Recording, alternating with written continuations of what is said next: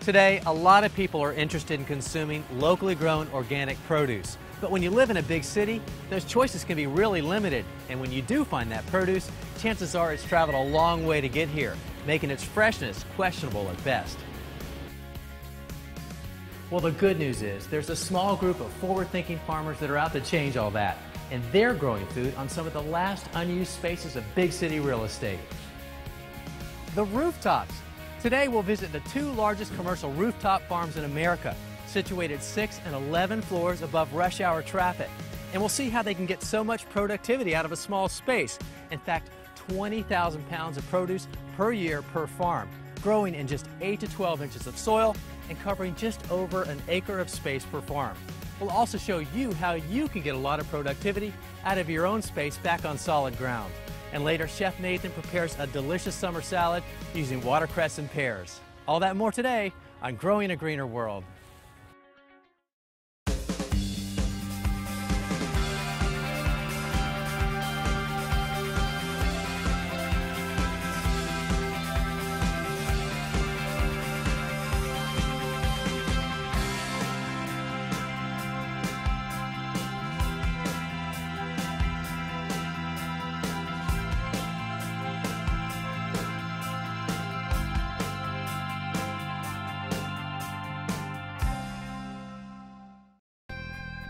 This program was funded by the following.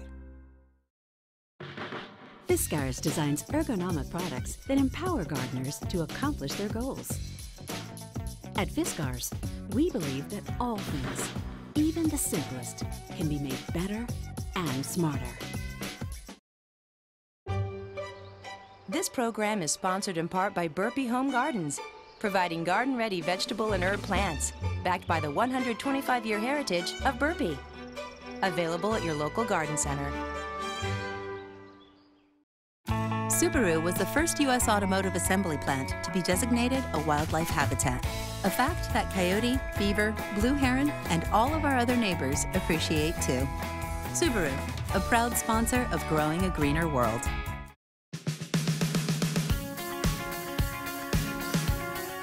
New York City. It's considered the most densely populated city in America.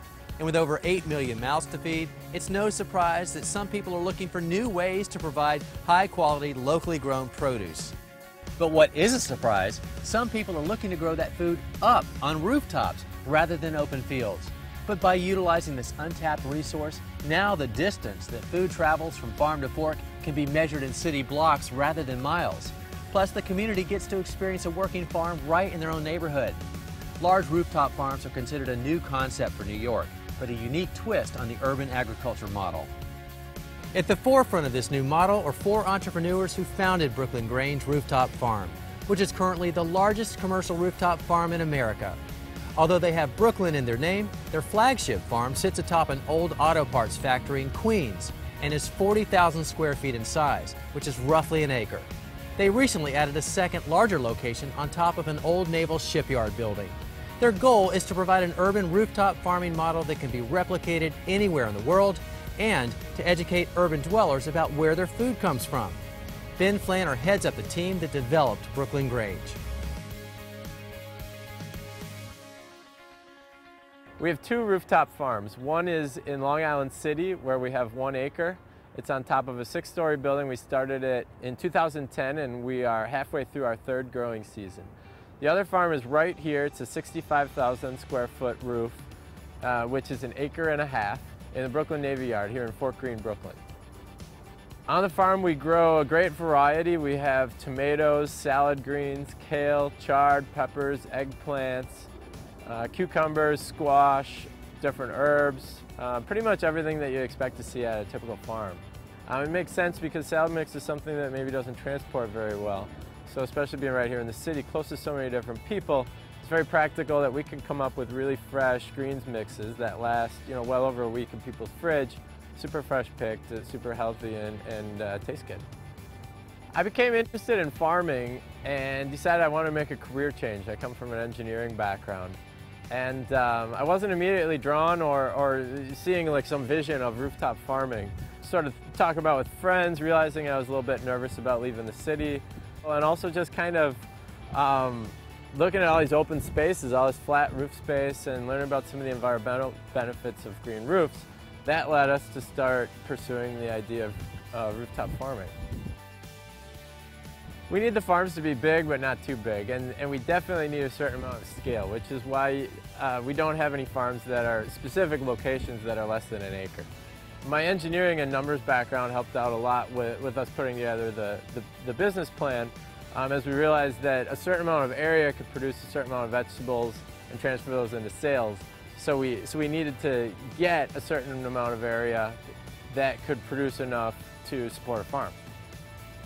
When we started the farm, one of our main goals was to show that we could create a model that could be replicated, that could be used around other parts of this city, other parts of this country, or even other parts of this world. To grow great food, to have an operation that can pay its bills and stand on its own 2 feet, and at the same time to have an immense amount of benefits to the community and to the environment around it. What we've created is 2.5 acres of organic farming and small farming, and it's very manually intensive. It's very crop intensive, but we're putting out large yields and we're making it work. At the end of the day, it's really exciting to see how much output, how much pounds of delicious produce comes out of this farm in an organic way, from organic soil without use of any chemical pesticides or fertilizers.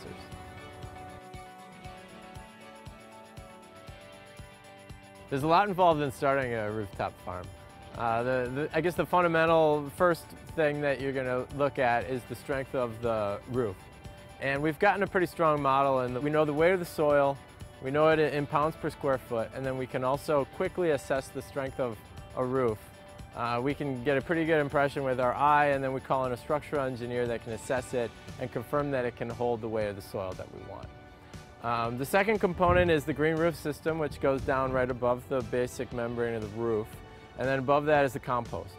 And the compost we put a lot of effort into because it's also a green roof medium with the lightweight stones blended into. And we spent a lot of time working with different academics and soil scientists, trying to improve the cation exchange capacity of it, getting the pH in the right spot, etc. Really working on some of the chemistry of the soil in order that we can start out our farm with a pretty top-notch growing medium. And then it's our job as the organic farmers to take care of it, compost, continue to add to it, grow wise things, and encourage microbial activity. Since we started the farm, there's been a number of things that have been surprises that have kind of, the farm's evolved on its own, but one of the most interesting things is the amount of people that have come to us. It's something that's difficult to find here in the city, to find agriculture, to learn about how plants grow, and to find it with the scale. And it's really been, it's been really uplifting and also very energizing for us as farmers, as the entrepreneurs that are running this operation. So at the end of the day, we've created something that's not just a farm, but a community hub, an education incubator for agriculture, and an urban park. And we're really proud of that. Now, besides the obvious benefit that rooftop farms have for providing local food to the area, there are a lot of other benefits as well. And one of the biggest is environmental, like with stormwater management. All the water that falls on these rooftops, well, it all goes into the storm system. And those storm systems were designed decades ago, not really set up to handle the volume of water that we get from all the rooftops today. So to the extent that we can keep that water on the rooftop, we help that storm system, like by adding all of this great soil. It acts like a big giant sponge, and when you combine that with the uptake from the roots, you can keep a lot of that water right here. And in this case, that was over 1 million gallons of water retained on this roof alone just last year. And then you have the urban heat island effect. All of that heat coming off this rooftop, it could be unbearable because this is the middle of August, but really it's quite pleasant, mainly due to the fact that all of these plants on top are releasing moisture through a process called transpiration. And because it's cooler up here, it's cooler down below, and that means a lot of energy conservation.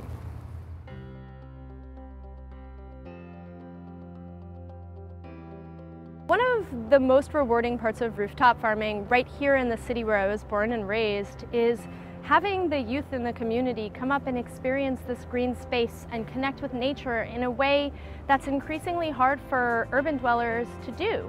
Our first season here on the farm, I had a group from a local school up, and I said to them, "Are you guys learning about food and farming in your classroom?" And they said no, and I said, well, I bet you're learning about the environment. And this kid said, yeah, but that has nothing to do with me. And I said, what do you mean? And he said, that's out there. And he kind of gestured off the roof. And I said, what do you mean out where? And he said, out there in the country where there's trees and stuff. And you know, it was kind of funny, but it was also a very startling moment, because it really dawned on me just how alienated urban dwellers have become from their surroundings. When you take the elevator downstairs every day and then you descend into the subway and take your subway to your concrete block school, where you look out at all these other concrete blocks around you, what about that says ecosystem? And we're living in a day and age when over half the Earth's population lives in urban centers, which comprise only something like 0.2% of the Earth's surface and consume 70% of its resources. So I think it's going to become increasingly important in future generations as well to really get kids to connect with the natural world and realize that they are part of a larger global ecosystem and have a huge impact on that ecosystem. Since our first season of farming, we have steadily increased the number of interns and apprentices that we've taken on here at the farm. Our first season, if you can believe it, it was 3 of us and 1 apprentice and an amazingly hardworking intern.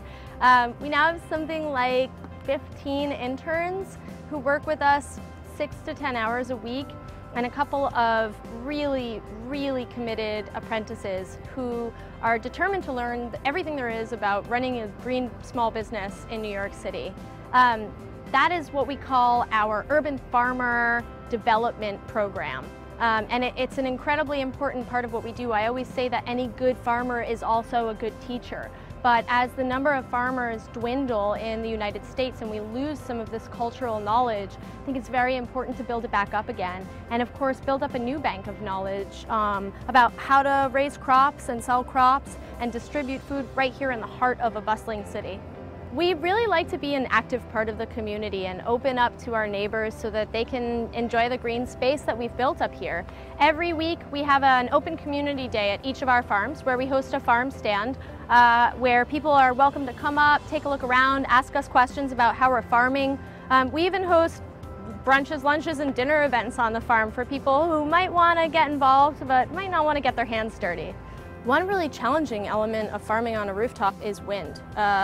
It's just so windy here. So we've devised some pretty creative staking and trellising methods, but to come up after a storm at night and come up in the morning and see everything blown over is just one of the most frustrating things about growing food.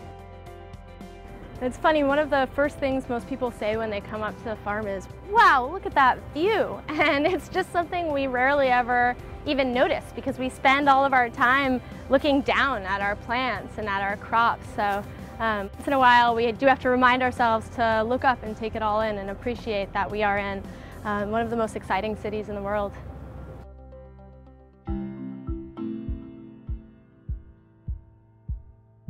So Chase, you've got 2 really cool jobs here. You're in charge of special projects, yes, and you're head beekeeper, chief beekeeper, and we're standing in front of some really hip, cool beehives. Yep. So talk to me about the fact that these aren't your just ordinary white beehives. What's up with that? Well, bees are very visual. They navigate more visually like the way we do instead of birds and stuff that do it differently. And we took the opportunity to consign a bunch of local New York City artists to do our hives up so that the bees will have a unique, really cool New York City condo to go back to, as opposed to just typical white the way you see them in the countryside. That is so New York. You know. Okay, so now this is not the rooftop where the garden is. How come these are located in a separate place? Well, we had the opportunity here at the Broklyn Navy Yard to essentially set these up anywhere we want within the 300 acres of the yard. This particular location is only 100 feet from the visitor center and the cafe, which overlooks us from behind us. Yeah. So we wanted these here for visitors to the Broklyn Navy Yard to be able to see bees kind of at a distance but close up, feel safe about it, watch us when we're doing hive checks. So it's kind of like the demonstration exhibition space. And how far away are these from the main garden area? So the main garden area is literally right there. If you look up about 400 feet, that's where the main farm is. And then our 30 more agricultural industrial hives are out on a pier in the East River about 10 minutes from here. Okay, so Mr. Special Projects, how profitable are these relative to everything else that's growing on the rooftop? Because you have, you know, maybe 6 or 8 hives here. Well, on a per square foot basis, and remember in urban farming it's all about per square foot, if not per square inch. Per square foot basis, honey from these hives is our most profitable crop. Reason being is that New York City honey right now is going for upwards of $40 a pound. $40 a pound? It's like, I thought the top growing rate was like 15 bucks a pound. And for really good country honey, you know, from a small beekeeper, that's what you should expect to pay. New York City, 5-borough honey, it's what the market will bear. I can't necessarily say it's better or worse. It just is what it is. Okay. And take into account an average hive takes up about 3 square feet in footprint and produces between 50 and 100 pounds of honey in a season. So I would think that you would be working hard to expand this part of your business. Yes. Luckily, I don't have to work hard to find more locations. We've got building owners all over the city who just love the shtick, as we call it, of having beehives on their roof. Yeah. You know, high-end fashion companies, restaurants, they all want beehives on their roof, and we're happy to supply them for them because we take the honey. Yeah, and the thing is, I mean, these are very docile creatures in general. Absolutely. We're out here without any suits on, and we're not bothering them, and they're not bothering us. I think one of the questions a lot of people have, especially in an urban environment, is the fact, you know, we're surrounded by all this industrialization. Right. And you're thinking, well, you know, how does that impact the quality of the honey? Like, is it polluted or is it less quality? Fair question. I grew up in New York City. I asked the same question, and the answer is the exact opposite of what you would normally think. The actual science has shown that honey from urban hives, not just in New York, but from hives in cities all around the world, Paris, Tokyo, and so forth. Yeah. The honey is cleaner. The honey is better, you know, that's a catch-all phrase, and the bees are healthier. The reason is because in the country, we're dealing with monocrops. So monocrops means we're going thousands of square miles or square hectares of corn, almonds, whatever, and there are a lot of pesticides, herbicides, fungicides in use.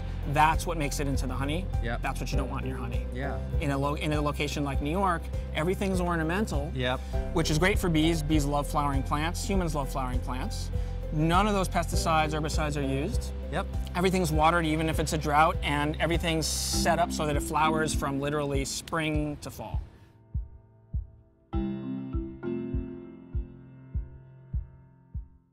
When you think about it, growing on a rooftop farm is pretty much like growing in straight potting soil. And if we don't manage the nutrients properly and replace them frequently, well, those nutrients can become depleted rather quickly. But the good news is we can use some of the same techniques utilized by Broklyn Grange to keep their soil in peak condition. And it doesn't matter whether we're growing in just a container on a deck or patio or in a backyard plot, because all soil benefits from some of the same techniques. Now first, they use crop rotation, and we've talked about this in previous episodes, but essentially it's never putting the same plant in the same place in succession. And it's a good way to help reduce the amount of nutrients that would be depleted if you were to put the same plant here time and time again. Second, they use a lot of compost and manure, like from their chickens. It's an important concept no matter where you garden, but it's a great way to get nutrients back into the soil, especially to replace those taken up by previous plants. And third, they also grow cover crops through the winter, usually clover, rye, and buckwheat. And these crops are tilled into the soil so that they add more organic matter and nutrients as well. We have a number of different outlets for our produce here at the farm.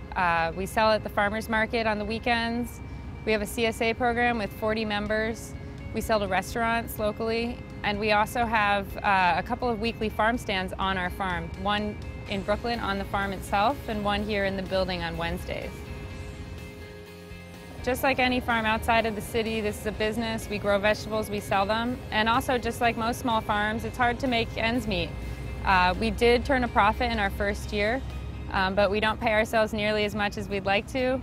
And that's something we're working on. And as we grow, as we build more farms and get that economy of scale that you get with a larger business, we expect to increase our profits, increase our revenue, and really make sure that this business will be here to stay.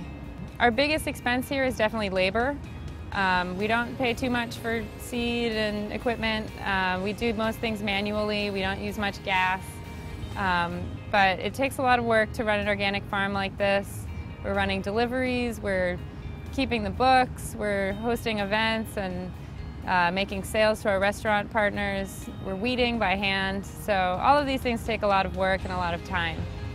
A lot of people ask us whether or not the air pollution in the city will affect the quality of the food, and whether or not it's safe to eat. To be honest, there hasn't been much research done on this, and we're currently working with some researchers at Cornell to find out exactly what is in the air and what is getting on the food.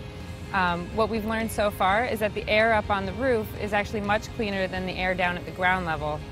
And just from a personal standpoint, I'm much more comfortable eating this food and feeding this food to my family than I would be feeding non-organic food that was grown conventionally throughout the U.S.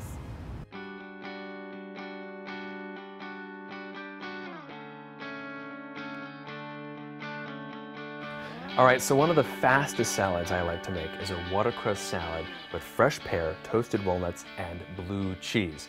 But what kind of vinaigrette? All right, Nathan, what kind? Well, we have a little bit of red wine, so we'll make a red wine shallot vinaigrette. Let me show you how simple this is. So about a tablespoon of red wine in, well, it's actually Joe's mason jar, and we'll take a shallot and do a small dice on this.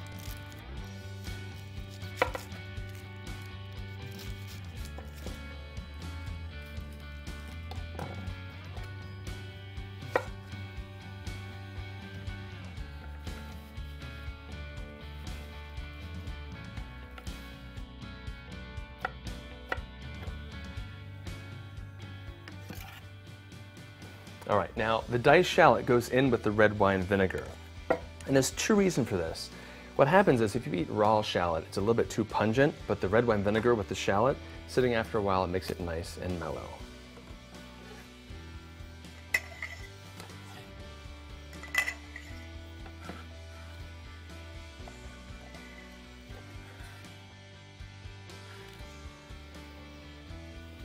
All right, now use a really good extra virgin olive oil that has plenty of flavor, and that's what makes the vinaigrette really simple. Red wine vinegar, shallot, and extra virgin olive oil. And a quick shake, and we have vinaigrette.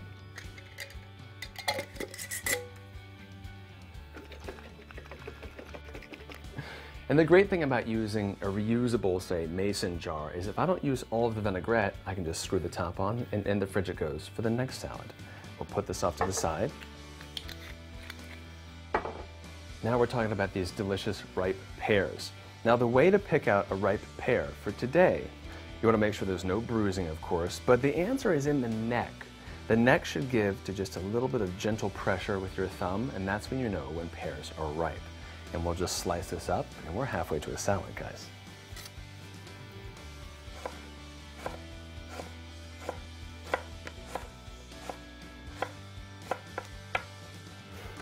All right, so the pears go in the bowl,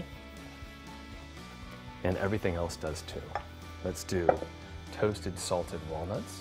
If you like it plain, that's fine. And add those in. Of course, the star ingredient, this beautiful watercress.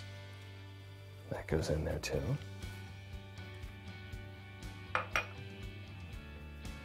And a little bit of this fresh, delicious blue cheese. And a touch of salt, kosher, of course. Now, because watercress has such a peppery flavor, I'm leaving the pepper out. And you know what? If you can't find watercress, that's okay, because this recipe works just as well with wild arugula. Nice peppery, robust flavor. That's what we're looking for. And this vinaigrette we already made, just drizzle it right on top.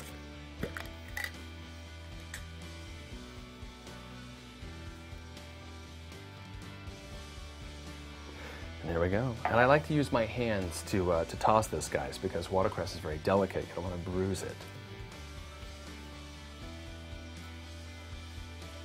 And that's it. And we'll serve it right up. And there we go, guys. One of the fastest, most delicious salads I can make for you, which is a watercress salad.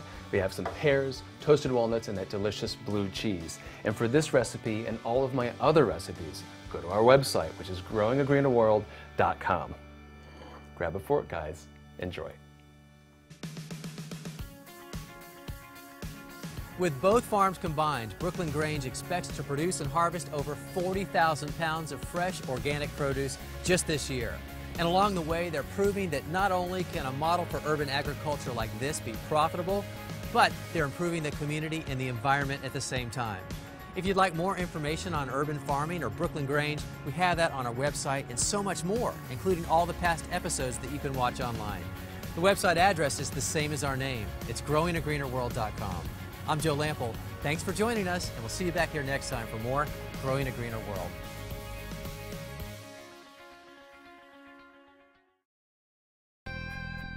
This program was funded by the following. Fiskars designs ergonomic products that empower gardeners to accomplish their goals. At Fiskars, we believe that all things, even the simplest, can be made better and smarter. This program is sponsored in part by Burpee Home Gardens, providing garden-ready vegetable and herb plants, backed by the 125-year heritage of Burpee. Available at your local garden center. Subaru was the first U.S. automotive assembly plant to be designated a wildlife habitat, a fact that coyote, beaver, blue heron, and all of our other neighbors appreciate too. Subaru, a proud sponsor of Growing a Greener World.